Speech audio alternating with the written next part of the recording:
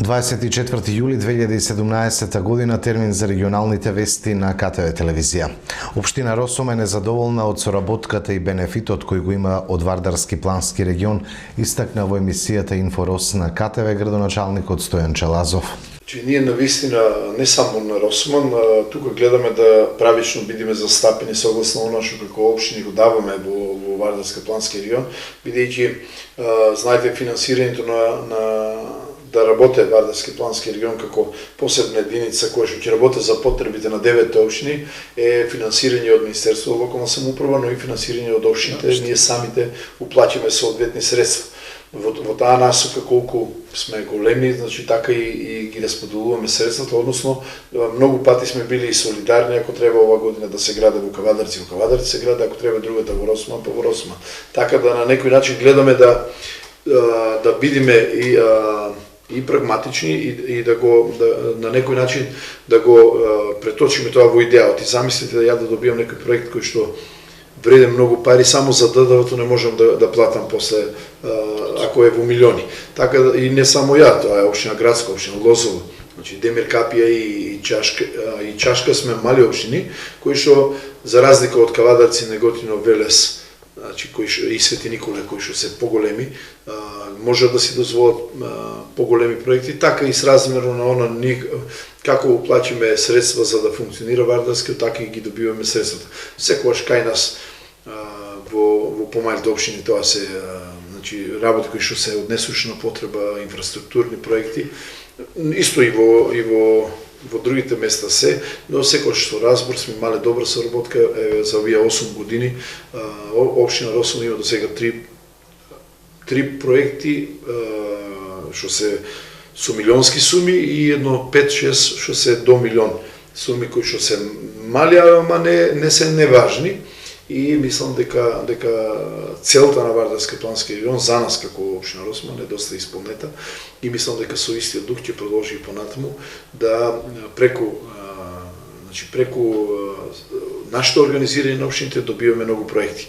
Мора да кажам дека еве оваа година знаете дека веќе заврши тендерот и подпишани се договорите, очекувам за 10 дена да почне изградбата на патот Манастирец Трстеник, согласно она што го добиеме преку Бирото за регионален развој. Тука па општина Росома доби готов проект, значи дел од општините од Вардарскиот регион не добија проект и сега сме со уште овој проект, како што кажав, со 2 милиона, со кофинансиран милион и пол, верувам дека до крајот на август ќе биде подпишан договорот и негде од ако не нас пречат активностите, ама во секој случај, и ако е закаснување, ако ги добиеме средствата, ние имаме рокови од година и пол, значи ќе се завршат онака како што ги предвидуваме. Управата за хидрометеоролошки работи со вонредна временска прогноза. Намалување на дневната температура, локален дожд и грмежи најавува за утре и во среда. Управата за хидрометеоролошки работи во вонредна прогноза. Ќе дува и засилен ветер од југозападен правец. Во четврток врнежи ќе има на повеќе места, а локално ќе бидат пообилни и проследени со ретки грмежи. Дневната температура во следните 2 дена ќе бележи постепено опаѓање, а позначителен пат ќе има во четврток, кога ќе биде и најсвежо. Од петок се очекува стабилизација и повторен пораст на температурата на воздухот. КТВ телевизија и во мај и јуни со највисок рейтинг во регионот кој го покрива Д1 Велес. Агенцијата за аудио и аудиовизуелни медиумски услуги ги објави најновите резултати од направеното испитување за досегот на радиостаниците и за уделот во вкупната гледаност на ТВ станиците во земјава за мај и јуни годинава. Регионалната КТВ телевизија повторно е на врвот по гледаност во Вардарскиот регион. Помеѓу регионалните ТВ канали, најголем неделен досег во својот радиодифузен регион во мај и јуни остварува КТВ, 15% од популацијата во регионот Д1 Велес. Најгледани содржини на регионалните и локалните телевизии се вестите, информативните програми и забавната или музичка програма. Најголем дел од населението, 51,6% телевизискиот сигнал го добива преку кабелски оператор, потоа следува IPTV со 28%, обична антена без месечна претплата 5,9% и сателитски приклучок 4,7% од населението. Анкетирањето беше беше извршено со употреба на ЦАТИ метода телефонско интервју со помош на компјутер. КТВ им благодари на своите гледачи за довербата која во континуитет ја има.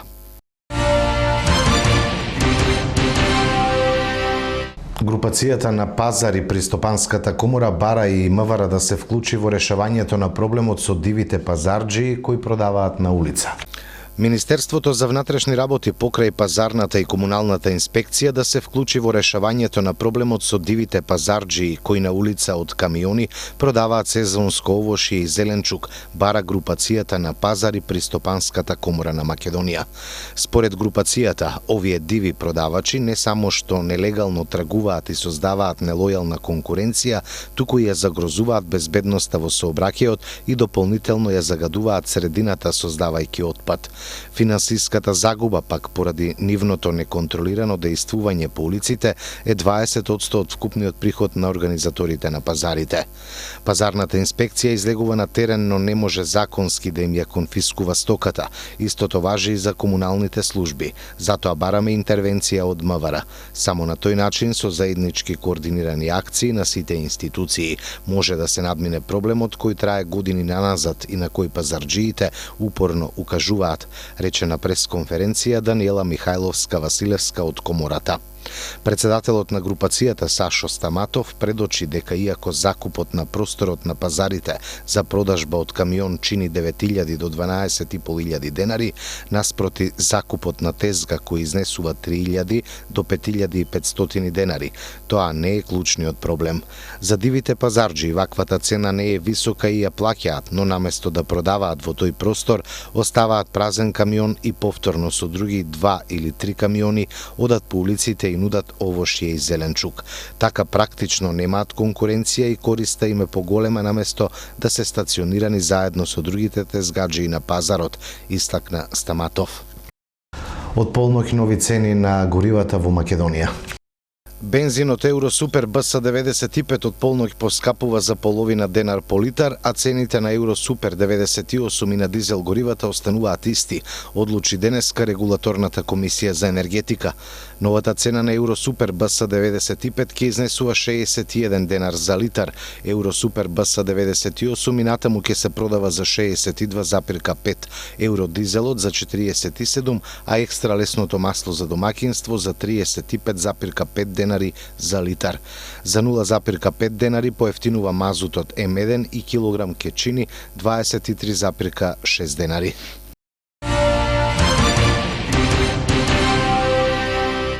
Жителите на Европа најмногу милуваат да другаруваат со чашката. Еве ги податоците од истражувањето. Пиво, вино и ракија се најчестиот алкохолен избор на македонците.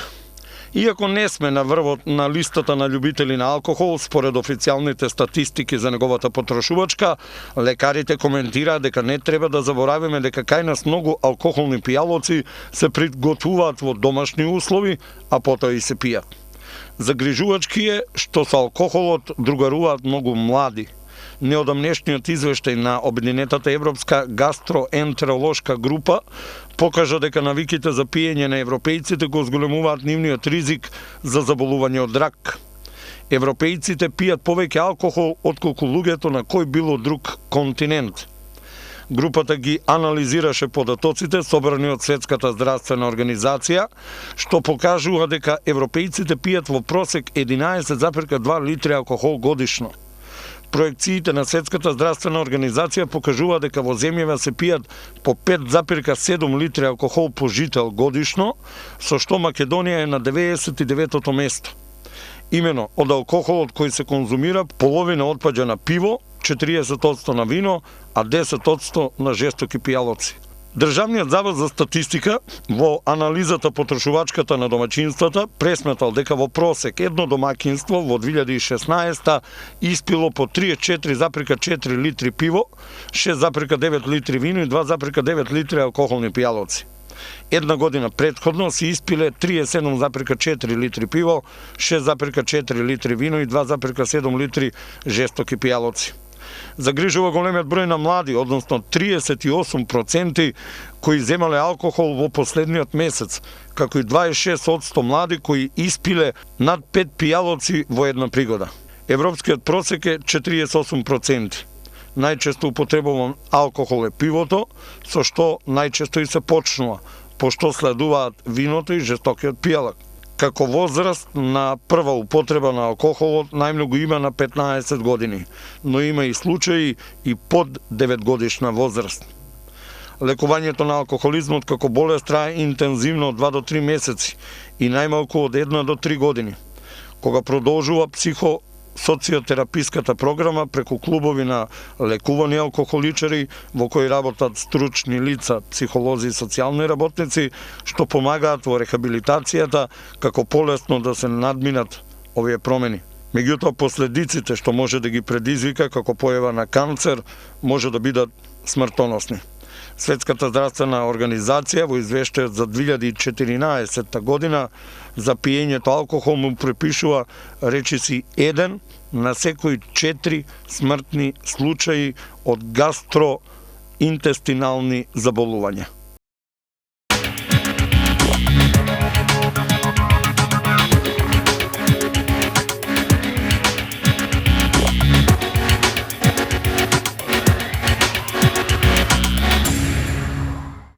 Во продолжение на вестите, информација од спортот, на младите македонски ракометари им треба минимум бод против Бразил за место во 8-финалната фаза на светското првенство во Алжир. По победните 2 победи, македонската младинска ракометна репрезентација го забележа и вториот пораз на светското првенство во Алжир, откако беше надиграна од фаворитот Шпанија со резултат 36-25 полувреме 18-8. Шансата за осмина финалето дефинитивно ќе ја бараме на денешниот дуел против Бразил и во рамките на последното коло на светското првенство во Алжир. Само желбата не беше доволна за реми или пак победа против Шпанија. Црвената фурија на дело покажа дека е класа, а за тоа говорат и конечните 36-25. Избраниците на Илија Темелковски мора што побрзо зад себе да го остават овој пораз и да соберат сили на денешниот надпревар против кариоките. И бод ќе биде доволен за да го продолжиме мондијалскиот сон. Шпанците и натаму имаат максимален ефект од 4 победи, 8 бода. Задниве Тунис со 5, додека на третото и четвртото место се Македонија и Бразил со 4, пошто следува Русија со 3. Репрезентацијата на Буркина Фасо нема ниту еден освен бод. Македонија и Бразил играат вечерва, а Тунис инаку не успеа да и направи услуга на Македонија и да ја победи Русија, со што на нашите момци би им го заверил пласманот во осмина финалето на светското првенство. По нерешените 29-29 меѓу овие две селекции, на нашите младинци ќе им биде доволен и бод против бразилците. Во еден ваков расплет, Русија за противник во последното коло има Буркина Фасо и со победа дефинитивно ќе се пласира во осмина финалето. Бразил има 4 бода, колку и ние, но доколку се прави круг од селекции кои ќе имаат освоено по 5 бодови, нашите ракометари ќе имаат предност поради убедливата победа над Русија.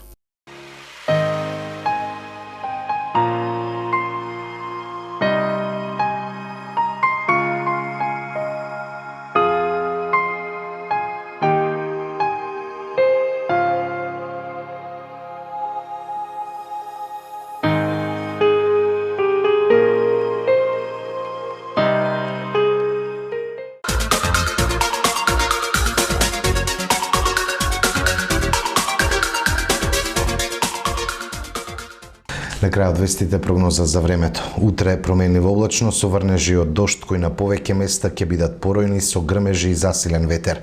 Ќе дува умерен југозападен и јужен ветер, а попладне ветрот ќе се засилува. УВ индекс 8, температура до 37 степени. Температурата ќе биде во опаѓање и во следните 2 дена. Емитувавме вести. Имајте пријатни мигови со нашата програма.